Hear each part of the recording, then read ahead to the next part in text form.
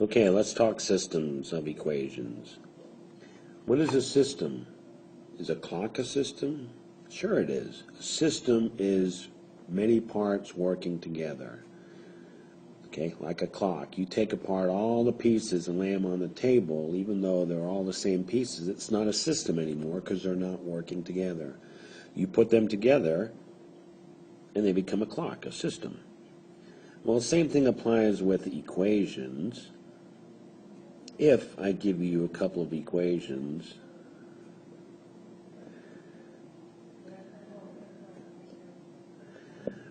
and say this is a system of equations, that means these equations work together, okay? And I can use that fact to solve them, to solve for x and y, because given just one equation like this, can I solve for x and y? I can give you many answers. If x is 10, y would have to be -7, and so forth. So they can be anything really.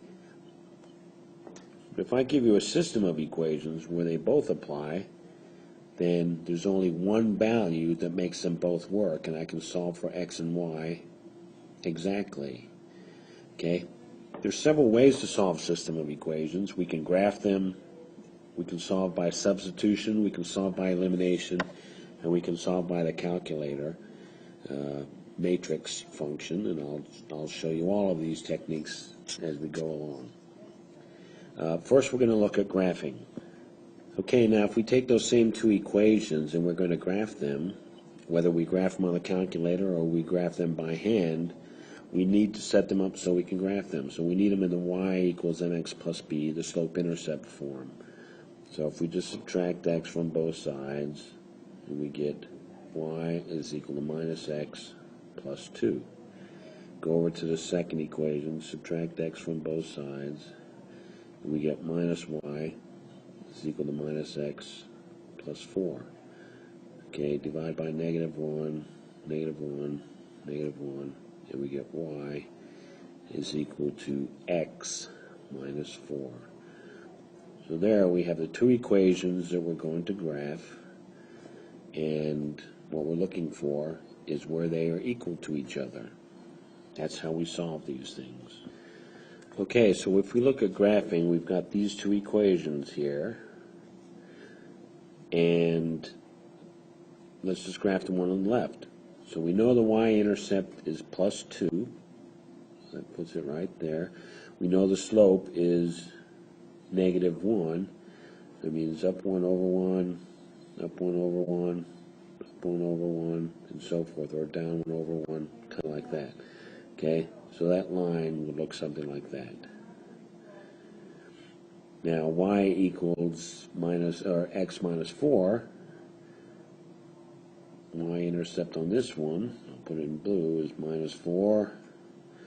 Slope is positive 1, up 1 over 1, up 1 over 1, up 1 over 1, 1 over 1, and so forth. So that line kind of looks like this. Okay? Now, the solution to both of those is where they intersect. Now, I didn't quite draw the graph, the increments on the graph quite accurately, but as it turns out, this intersection point is at the coordinates 3, -1, 3 in the x direction and -1 in the y direction. That's where they intersect. So now if I plug that in to those original equations, if you remember those original equations, I had x plus y is equal to 2, and x minus y is equal to 4. If I plug in 3 for x and -1 for y, 3 for x in this top one, 3 minus 1 is equal to 2. And then in the bottom one here, I've got 3 minus -1, or 3 plus 1, is equal to 4. Okay? So, that is a solution. So what we look for graphically when we're trying to solve a system of equations is an intersection, because that'll give us a a unique value for x and y that solves both equations. There are some cases, however, where we don't quite get that. What if we graph a line and it looks something like this, and then we graph another line and it looks something like that?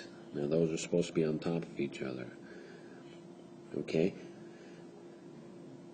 Is there any one unique solution? No, because for every value of x and y I pick on one line, it's a value of x and y on the other line. Same as down here, it's the same value. So there are no unique solutions. Basically, I can go all along here, and I get infinite number of solutions. So one line lying on top of the other will give me infinite solution. Two lines that intersect give me a unique single solution. There's one other case. If I have two parallel lines, I'll do one in red and one in blue. Just pretend they're parallel, which means what? They have the same slope. If I have two parallel lines, they will never intersect, okay, because they maintain their distance, through infinity. So they will never intersect. So in this case, we get no solutions, okay? So there's three cases with linear equations. You get no solutions, one solution, or infinite solutions. Okay, so let's look at the general rules here. So in a system of equations, if lines intersect, means that they have different slopes. And you can tell just by looking at the slope-intercept form of the equation, okay? Have different slopes. Then that implies that there is one solution. Okay? So if two lines have different slopes, they will intersect somewhere. It may not be on the graph you have. It could be at a y-intercept or a y value of 10,000.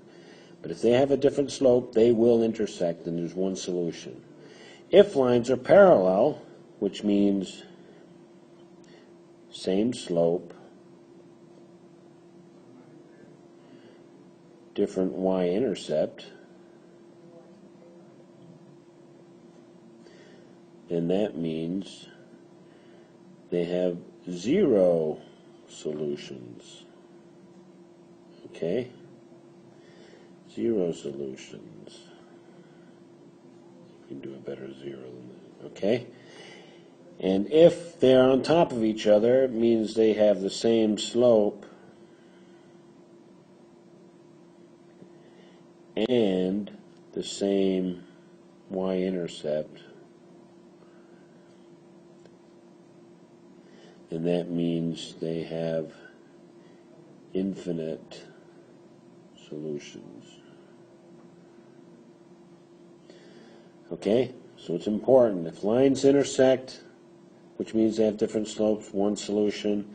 If lines are parallel, which means same slope but different y-intercept, zero solutions. And if lines are on top of each other, then they have the same slope and the same y-intercept, you have infinite solutions.